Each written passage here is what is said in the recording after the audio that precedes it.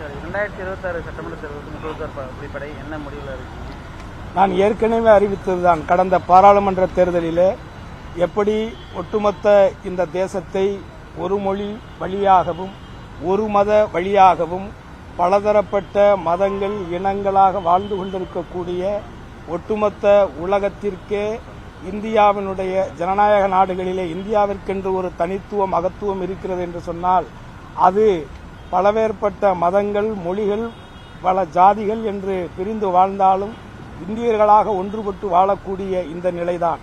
அந்த நிலைக்கு உலை வைப்பது போன்ற கொள்கை சித்தாந்தங்களை கொண்ட பிஜேபியினுடைய ஒரு அவர்களுடைய ஆட்சியோ அவர்களுடைய கட்சியை சார்ந்தவர்களோ தமிழகத்திலே வேரூன்றிவிடக்கூடாது என்பதற்காகத்தான் கடந்த பாராளுமன்ற தேர்தலிலே நான் திராவிட முன்னேற்றக் கழகத்தை ஆதரித்து அந்த சித்தாந்தத்தை எதிர்த்து அவர்களுடைய சித்தாந்தத்தால், குறிப்பாக RSS சித்தாந்தத்தால் பாஜகவினுடைய நிலை இங்கே வேரூன்றுமையானால் எதிர்காலத்திலே நமக்கான அடையாளம், நமக்கான மொழி, நமக்கான இந்த மண் நம்மைக்கு இல்லாமல் போய்விடும் என்ற ஒரு அபாயத்தை மக்களிடத்தில் எடுத்துச் சொல்லி நான் தேர்தல் வேலைகளை செய்தேன். அந்த அடிப்படையிலே வரக்கூடிய சட்டமன்ற தேர்தலிலே நமது தமிழர்களுடைய இந்த மாநிலத்தினுடைய சுய உரிமையும் மாநிலத்தினுடைய சுயாட்சியும் நமது மொழி, மக்கள் சார்ந்த கல்வி, பொருளாதாரம், வளர்ச்சி அனைத்து சித்தங்களுக்கும் ஒரு நிலைப்பாடை, உறுதியான நிலைப்பாடை ஏற்று மக்களுக்கான ஒரு நல்லாட்சியை வழங்குவதற்கு, குறிப்பாக பிஜேபியை எதிர்த்து இந்த இந்தியாவிலே இன்றைக்கு மிக மிக வலுவான ஒரு சூழ்நிலையிலே அத்தனை சவால்களையும் எதிர்த்து சமாளித்துக் கொண்டிருக்கக்கூடிய ஒரு முதலமைச்சராக, ஒட்டுமொத்த இந்தியாவுமே உற்று நோக்கக்கூடிய ஒரு முதல்வராக இன்றைக்கு மதிப்பிற்கும் மரியாதைக்கும் உரிய அண்ணன் மு.க. ஸ்டாலின் அவர்கள் திகழ்ந்து கொண்டிருக்கிறார் என்பது மறுக்க முடியாத ஒரு உண்மை. அந்த நிலையில் இவர்களுடைய ஆட்சி தொடர வேண்டும் என்பதுதான் என்னுடைய முக்குளத்தூர் புலிப்படையினுடைய ஆவல். கடந்த தேர்தலில் போட்டியிடல, இந்த தேர்தலில் போட்டியிடறதுக்கு வாய்ப்பு கேட்டிருக்கீங்களா? தேர்தல் அரசியல் என்பது மக்களுக்கானதுதான். அந்த மக்களுக்கான அந்த அரசியலை தேர்தலில் போட்டியிட்டு சட்டமன்ற உறுப்பினராக தேர்ந்தெடுப்பதன் மூலமாக நமக்கு ஜனநாயக அடிப்படையிலே சட்டமன்றத்திலே நமது கோரிக்கைகளை, நான் சார்ந்த என் சமூகம் சார்ந்த மக்களுடைய அனைத்து தரப்பட்ட மக்களுக்குமான கோரிக்கைகளை வலியுறுத்த முடியும் என்பது மறுக்க முடியாத உண்மை. ஆனால் அதை ஒரு தோழமை கட்சியாக பாராளுமன்ற தேர்தலிலே நான் செய்த பணிகளை உற்று நோக்கக்கூடிய மாண்புமிகு முதல்வர் அவர்கள் நிச்சயமாக வரக்கூடிய சட்டமன்ற தேர்தலிலே அதற்கான முக்கியத்துவத்தையும் அதற்கான அங்கீகாரத்தையும் நிச்சயமாக வழங்குவார் என்று நான் நம்புகிறேன். எல்லாம் எல்லாருக்கும் தெரிஞ்சதானே.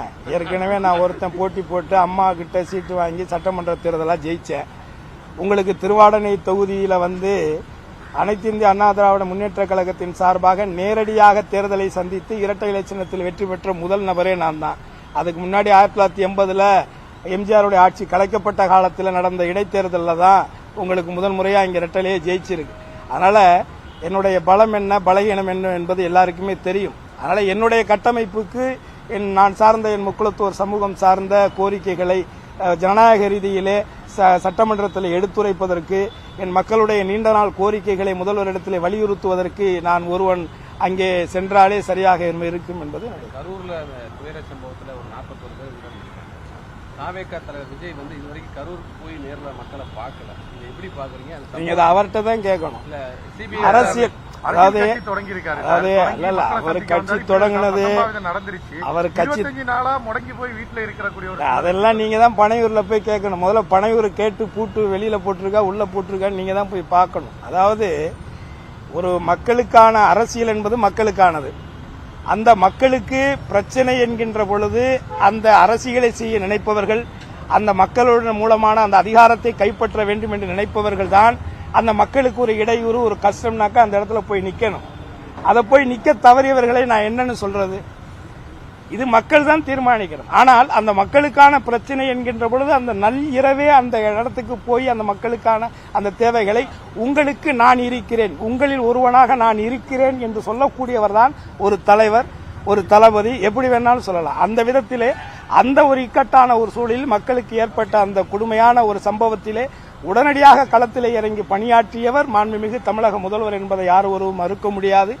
ஆகவே இந்த மக்களுடைய அதிகாரத்தை கைப்பற்ற வேண்டும் என்று நினைக்கக்கூடியவர்கள், அவரை சார்ந்த அந்த மக்கள், குறிப்பாக பொதுமக்கள், அவர் இயக்கத்தை சார்ந்தவர்கள், அவர் கட்சியை சார்ந்தவர்கள், அவருடைய ரசிகர்கள் இறந்திருக்கக்கூடிய இந்த சூழ்நிலையில் அவர் இப்படிப்பட்ட ஒரு நிலையிலே இருக்கிறார் என்று சொன்னால் இதை மக்கள் தான் புரிந்து இவர் நமக்கானவரா, இது மக்களுக்கானவரா, இல்லை மக்களுக்கான பிரச்சனைகளுக்கு களத்தில் இறங்கக்கூடியவரா என்பதை மக்கள் தான் தீர்மானிக்கும். ஏற்கனவே பாஜகவை கடுமையா விமர்சனம் பண்ணாரு, சிபிஐ விசாரணையை கூட விமர்சனம் பண்ணியிருக்காரு.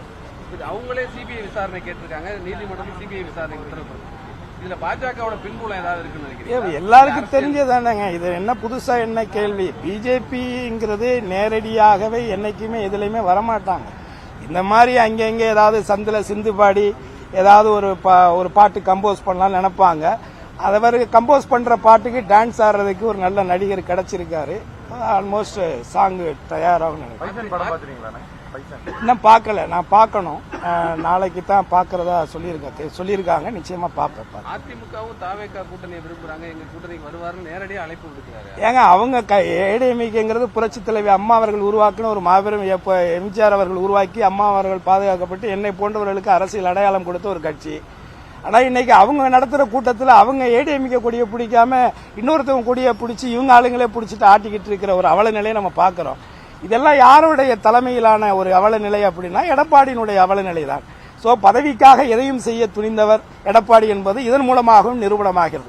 தனக்கான ஒரு மாபெரும் இயக்கத்தை ஒரு எந்த விதமான ஒரு கட்டமைப்புமே இல்லாத ஒரு காட்டாரை போன்ற ஒரு வெள்ளப்பெருக்காக ஓடுகின்ற ஒரு ரசிகர் கூட்டத்தை நம்பி அவங்க கையில இவங்களே செட் பண்ணி அவங்க கொடியை எடுத்துக்கிட்டு இவங்க கூட்டத்தில் ஆட்டிக்கிட்டு அவர் இருக்காங்க இவங்க இருக்காங்கன்னு இப்படி ஒரு அவலமான ஒரு சூழலை நினைச்சு ஏடிஎம்கேனுடைய தொண்டர்கள் ரொம்ப குமுறிக்கிட்டு இருக்காங்க. நிறைய பேர் எங்கிட்ட பேசுறாங்க, ரொம்ப வேதனைப்படுறாங்க. ஆனா இதுக்கெல்லாம் முதல் காரணம் எடப்பாடி தான். அவருடைய சுயநலத்திற்காக அந்த கட்சியை கூட அடமானம் வச்சுட்டு போனாலும் போவாரு, அதுல ஒன்றும் ஆச்சரியப்படுது.